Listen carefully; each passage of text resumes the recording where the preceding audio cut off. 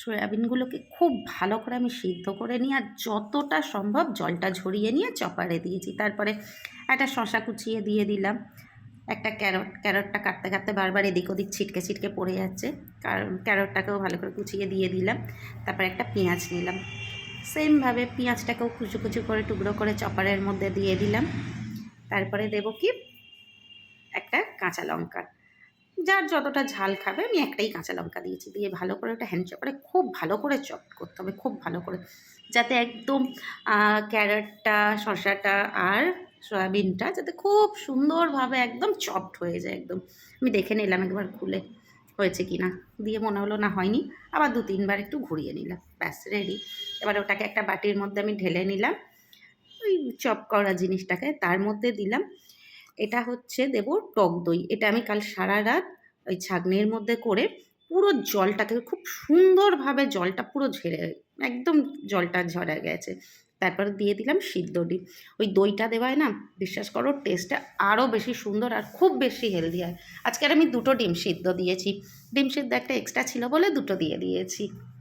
ডিম সিদ্ধটাও ভালো করে গ্রেট করে দিয়েছি, দিয়ে ভালো করে যে একটু টুকরো টাকরা ছিল ওগুলো একটু ভালো করে গ্রেট করে দিলাম।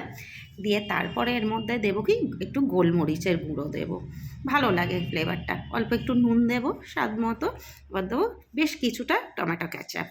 টমেটো ক্যাচাপটা দিয়ে খুব ভালো করে ব্যাপারটাকে মিশিয়ে নেবো। হ্যাঁ, খুব সুন্দর করে ওটাকে মিশিয়ে নিতে হবে একদম, যাতে সব টমেটো ক্যাচাপ দইটা সব যাতে একসাথে মাখা হয়ে যায়। দিয়ে তারপরে আমি দেখো এটা, তারপরে আমি একটা গোটা চিজ দিয়েছি, ওই স্লাইস যে চিজগুলো থাকে না, একটা গোটা চিজ ওর মধ্যে দিয়ে ভালো করে মিশিয়ে নিয়েছি। এবার ব্রেড নেবো, আমি এখানে ব্রাউন ব্রেড ইউজ করেছি।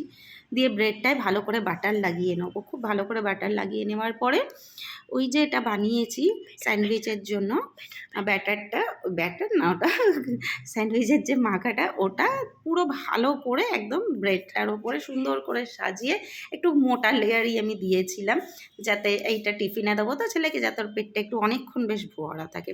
দিয়ে আরেকটা পাউরুটি দিয়ে ওটা চেপে দিলাম, দিয়ে তার ওপরে পাউরুটির 2 সাইডেই আমি বাটার দিয়েছিলাম, দিয়ে ওপরটায় ভালো করে বাটার দিয়ে না সোজা ওটা তাওয়ায় দিয়ে দিলাম, প্যানের মধ্যে ওটাকে দিয়ে দিলাম, বাটারের দিকটা নিচে দিয়েছি, দিয়ে আবার ওপরেও বাটার লাগালাম।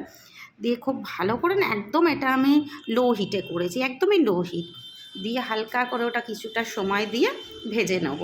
বাটারটা দিয়েছি যার জন্য আর আলাদা কিছু দরকার নেই, কোনো কিছু তেল মশলার কিচ্ছু দরকার নেই। 2 সাইডটা এবার এইভাবে ভেজে নিলাম, ব্যাস আমাদের স্যান্ডউইচ রেডি, আমার ছেলের টিফিন রেডি। তোমরা বলো তো কেমন হয়েছে? আর সত্যি বলছি ভীষণ জুসি অ্যান্ড টেস্টি।